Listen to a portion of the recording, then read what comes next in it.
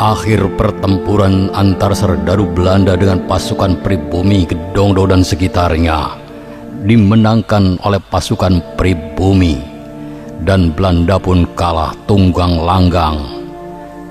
Setelah wilayah Kedongdong aman dan masyarakat pun berkembang, maka tokoh pemerintah Kedongdong menyadari bahwa kemenangan perang Kedongdong adalah atas jasa-jasa para tokoh dari Ki Geden Wiyong.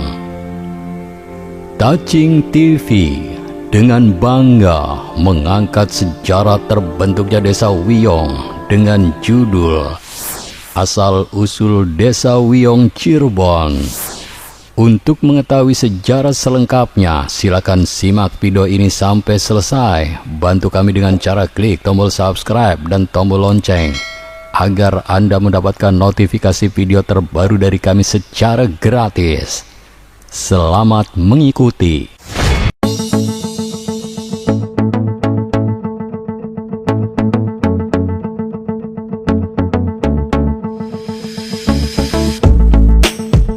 Assalamualaikum warahmatullahi wabarakatuh. Batur sedulur sekampung. Pada awalnya Wiyong adalah merupakan wilayah bagian selatan dari Desa Kedongdong.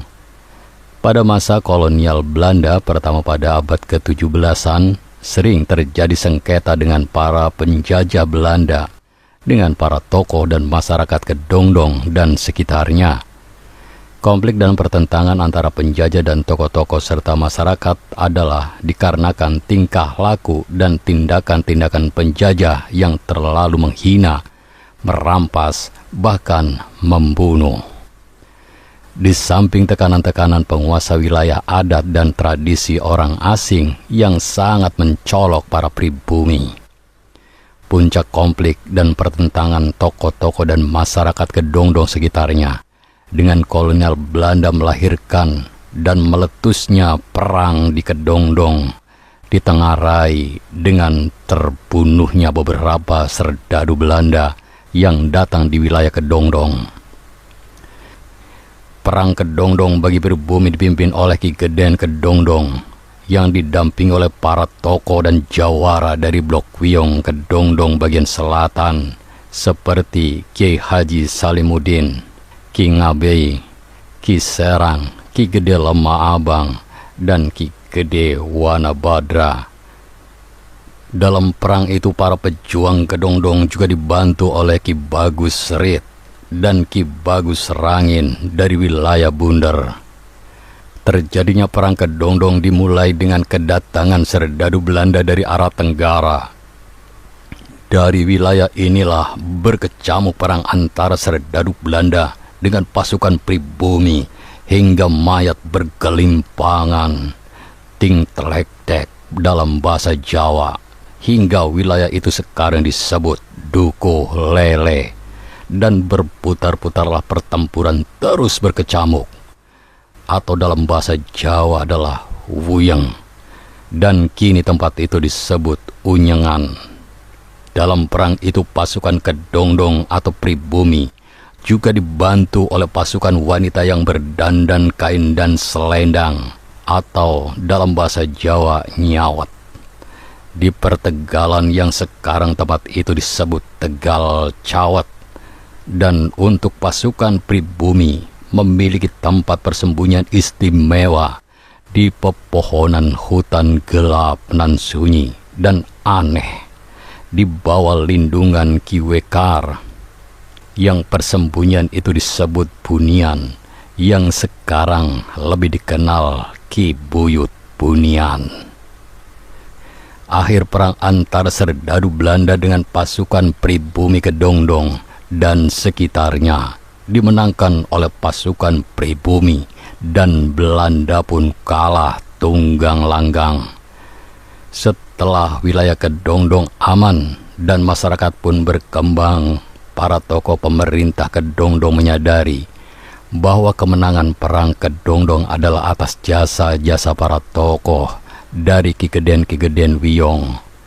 Maka untuk menghargai jasa-jasa itu akhirnya wilayah Wiyong atau Kedongdong bagian selatan dipersilakan untuk mandiri memiliki kepemerintahan sendiri, dan kala itu kubu pertama Desa Wiyong adalah seorang ulama terkemuka, yaitu Kiai Salimuddin.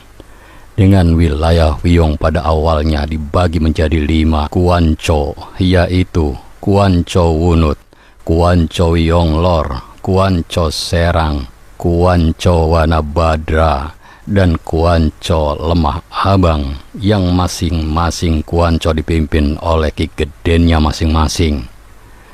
Semenjak itu, Wiyong berdampingan dengan Desa Kedongdong menjadi sebuah desa mandiri dan menata pembangunan dan kemakmuran yang sama-sama di bawah naungan kerajaan Cirebon.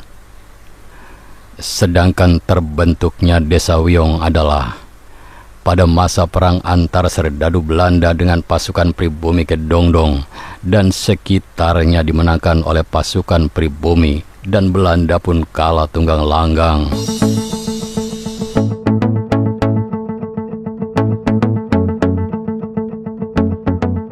Batur sedulur sekampung, kata Wiyong berasal dari 2 kata, yaitu uwi dan oyong, nama 2 jenis sayuran kuno tanah Jawa.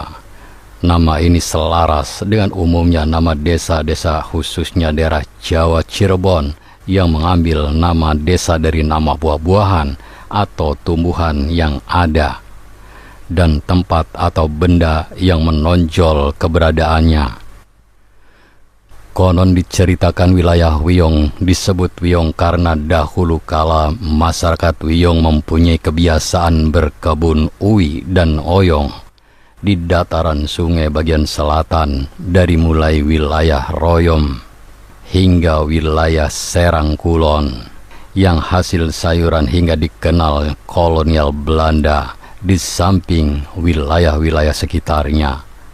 Disebabkan ketenaran sayuran uwi dan oyongnya itulah, wilayah tersebut dikenal dengan Blok Wiyong dari kata uwi dan oyong. Yang sekarang ini dataran itu disebut Wiyong Lor.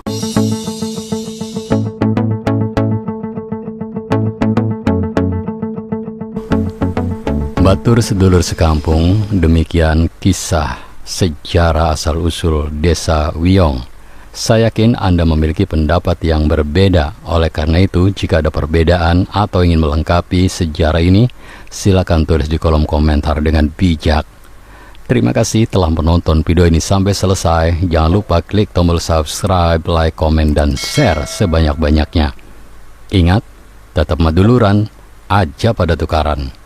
Wassalamualaikum warahmatullahi wabarakatuh.